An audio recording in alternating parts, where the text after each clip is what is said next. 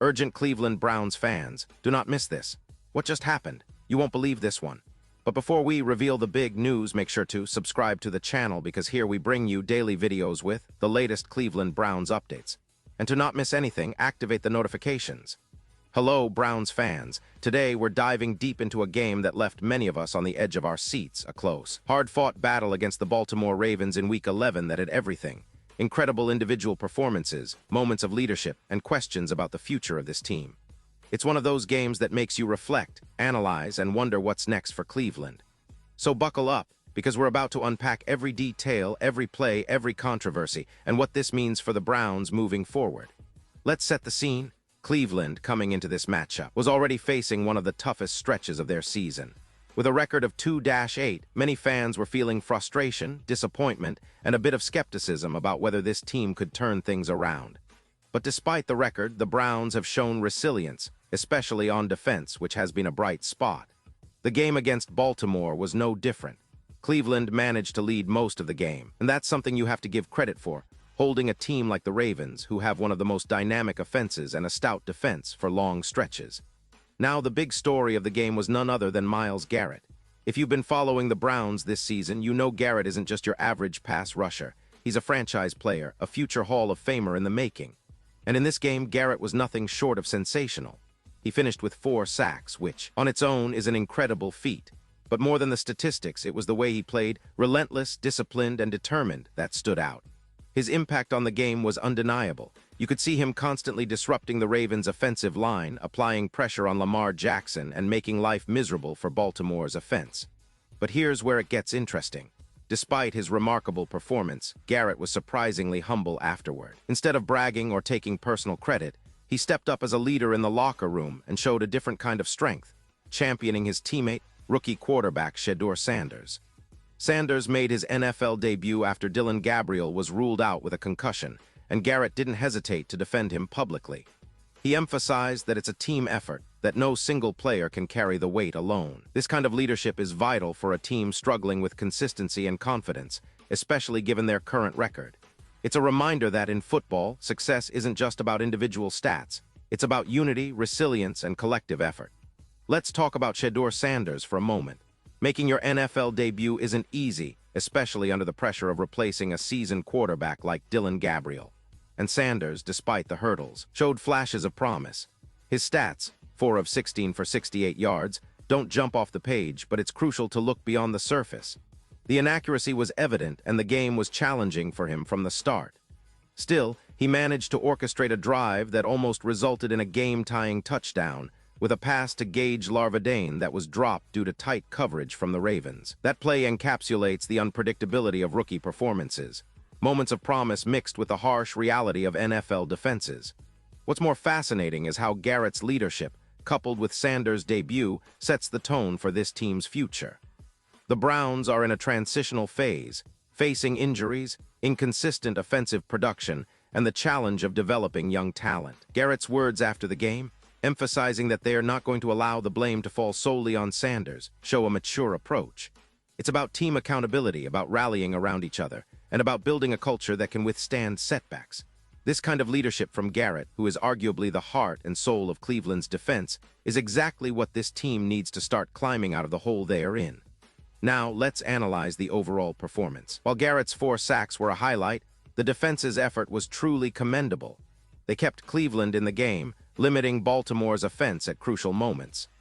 Devin Bush's contribution, even though he didn't score a defensive touchdown, was key in making big stops and disrupting the Ravens' rhythm. The defense's ability to hold strong despite a lackluster offensive showing is a testament to their grit. However, the offense, particularly the passing game, still struggles with consistency and precision. Dillon Gabriel's injury and subsequent exit with a concussion left the team in a tough spot, forcing Sanders into action earlier than expected. Gabriel's stats, 7 of 10 for 68 yards, might look decent on paper, but the reality was different. His misses were often wildly inaccurate, and the Browns couldn't capitalize on third downs, which has been a persistent problem all season.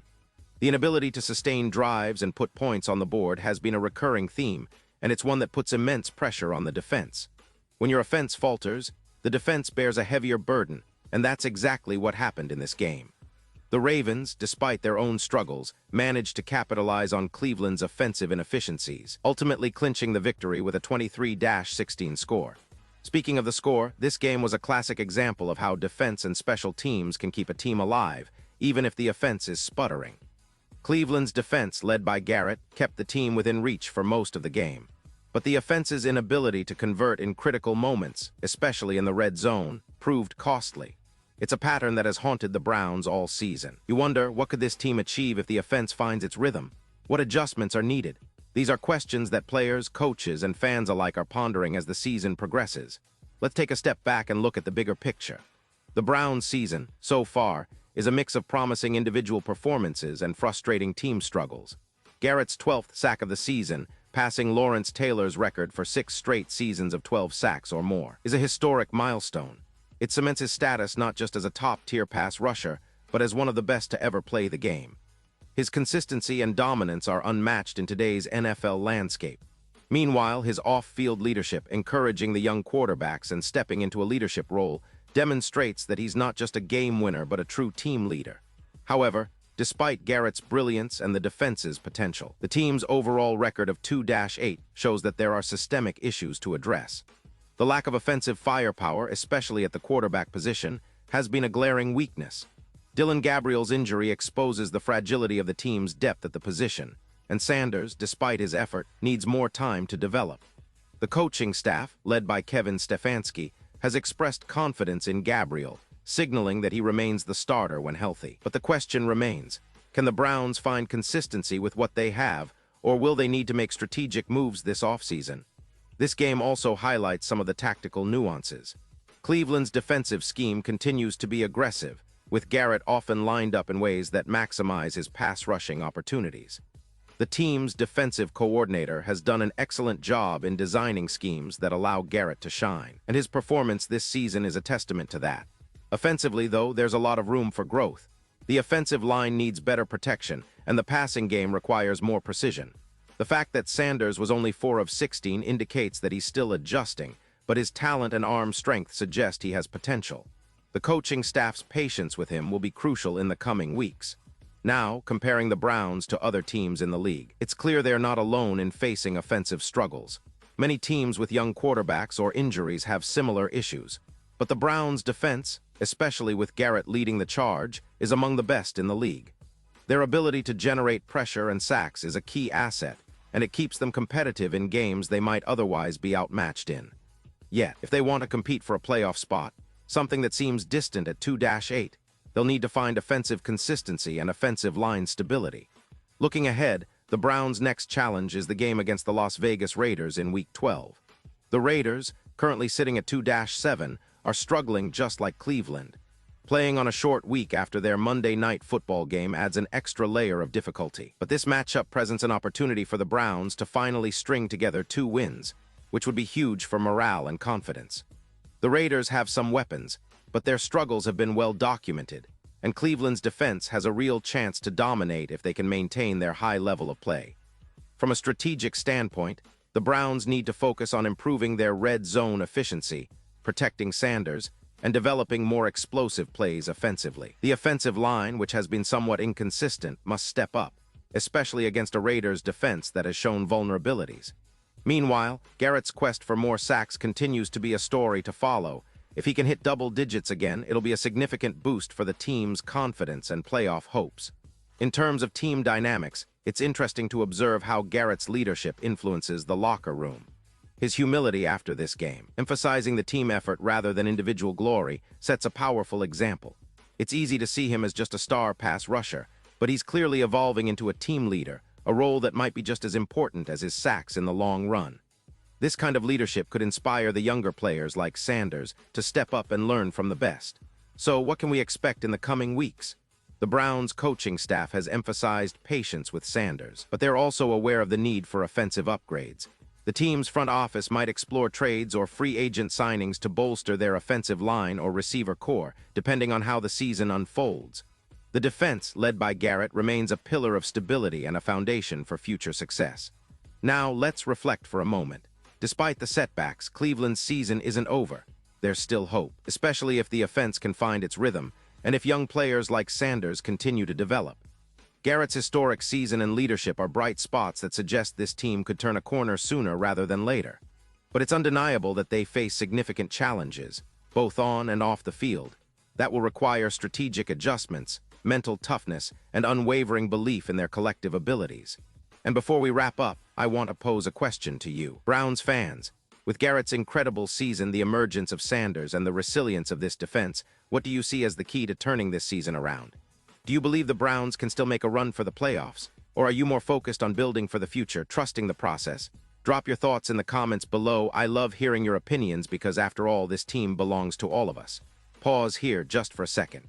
If you want the YouTube algorithm, keep recommending the latest Cleveland Browns news to you. It's super important that you leave a like on this video. Go ahead, it's quick and it makes a big difference. Thank you. Now let's continue with the big reveal. As we look ahead, the Browns' schedule doesn't get any easier. The game against the Raiders is just the beginning of a stretch that could define their season. Will Cleveland be able to capitalize on their defensive strength and get their offense to click? That remains the biggest question. The coaching staff's ability to adapt, Sanders' growth, and Garrett's relentless pursuit of sacks will all play pivotal roles.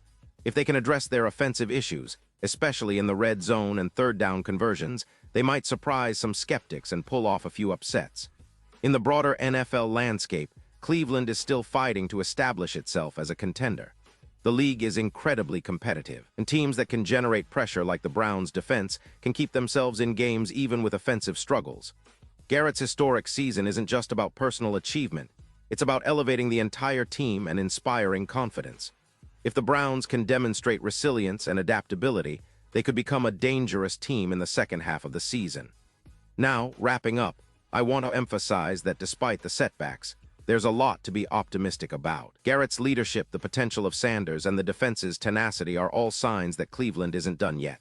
They've faced adversity all season, but the true test will be how they respond moving forward.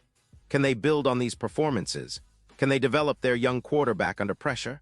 These are questions that only time will answer. And now, Cleveland Browns fans, I want to hear from you. What's your take on this game? Do you believe Sanders has what it takes to lead this team? Are you encouraged by Garrett's season and leadership? Drop your thoughts in the comments below. Your opinion matters so much to us and to the future of this team. And don't forget, I'll be back soon with more updates, so stay tuned for the latest Cleveland Browns news. Thanks for watching, and as always, go Browns.